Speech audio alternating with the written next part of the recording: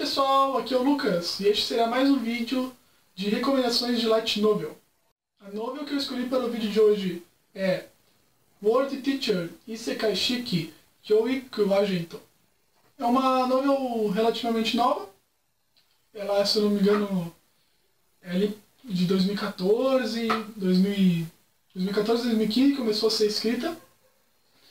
Ela era originalmente uma web novel, que agora virou então uma light novel. E é uma história de fantasia e ação em mundo paralelo. Uma coisa bem clássica, né, do que a gente vê hoje em dia.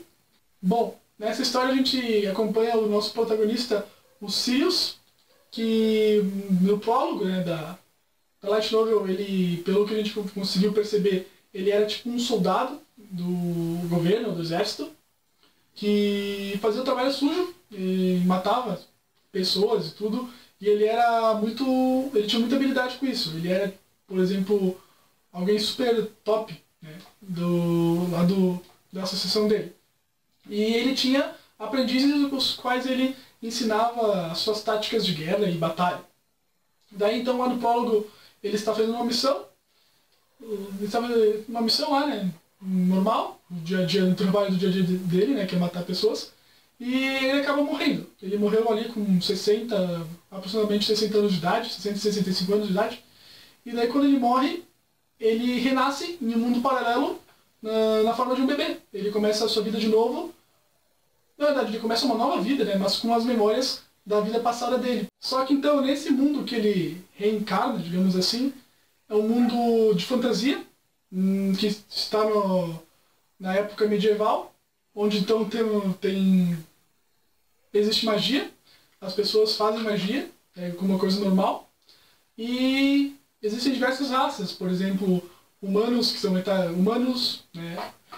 humanos, metade animal, né? Por exemplo, metade humano, metade cachorro, metade humano, metade gato, metade humano, metade coelho, lagartos, essas coisas do mundo de fantasia normal. E então ele reencarna numa casa, uma mansão, seria assim, sem muita gente, e nos primeiros meses de vida ele só tem contato com as empregadas que tomavam conta dele, e que mostraram então a magia para ele pela primeira vez, e ele começou a se interessar por isso.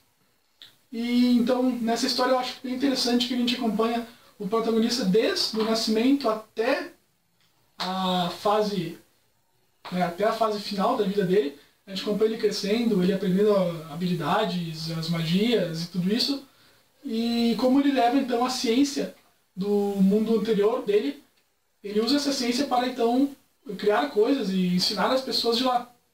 E como ele era uma espécie de professor na vida passada dele, ele então decide ser um professor também nessa nova vida. Então ele acaba tendo discípulos, e ele vai formando discípulos e vai treinando eles, e é isso que ele quer fazer.